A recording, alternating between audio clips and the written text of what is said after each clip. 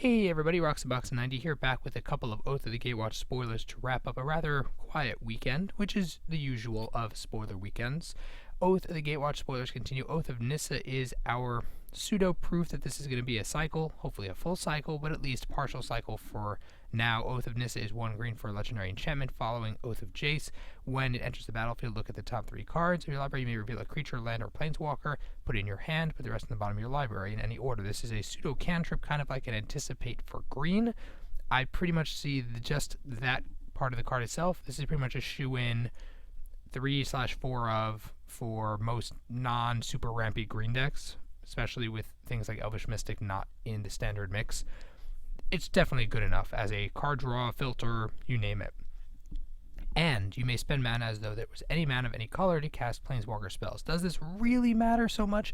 No, not really, but it works with Nissa as she is tapped into the plane and she's green, which is, ramp slash fixing slash, it works. It works in terms of flavor for her, and does it help right now, given that the planeswalkers we have for the set so far are monocolor, and planeswalkers from Origins as well have been monocolor. Not a lot of push here for multicolor, but still, it's fine, and it helps with fixing if you're trying to push the planeswalker angle.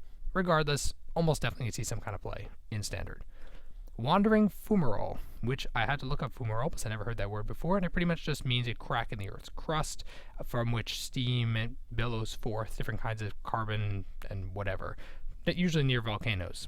Wandering Fumarole. It's a wandering split in the Earth's crust thing, majigger.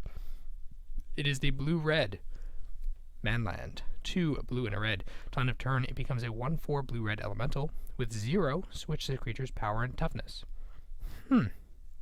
Now that is interesting, because it works flavor-wise. It's kind of like the weirds and the weird thingies that flip power toughness, which fits in the blue-red chaotic angle. But it's also interesting is how useful this card is in terms of it can be a defender, it can be a defensive attacker, so you attack as a 1/4.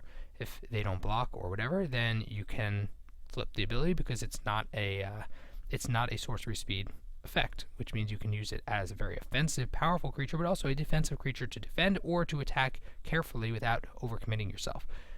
I think it's pretty good that way. It also lets that can push the additional damage if you're running it in a more burn control style thing. It's very flexible, and I have to say, being the 1/4 of the manlands, I'm kind of hoping that would be for the black-green one with Death Touch, because that would make it kind of obnoxiously good. But the fact that the 1/4 here, which we're pretty much expecting a stats of 1/4 somewhere, it works here, and I really like the card design. I think it definitely has a lot of playable consideration, no question. Maybe in other formats too. Depends on the kind of decks, but I like it a lot. And that's it. That's all our spoilers for the weekend. I'm looking forward to getting back into action on Monday. Hopefully they got some good stuff for us, and if not, we'll make do. Let me know what you guys think. If you enjoyed the video, please tap the like button. If you're new to the channel, check in and subscribe. As always, Roxybox90 signing out. I'll see you guys next time.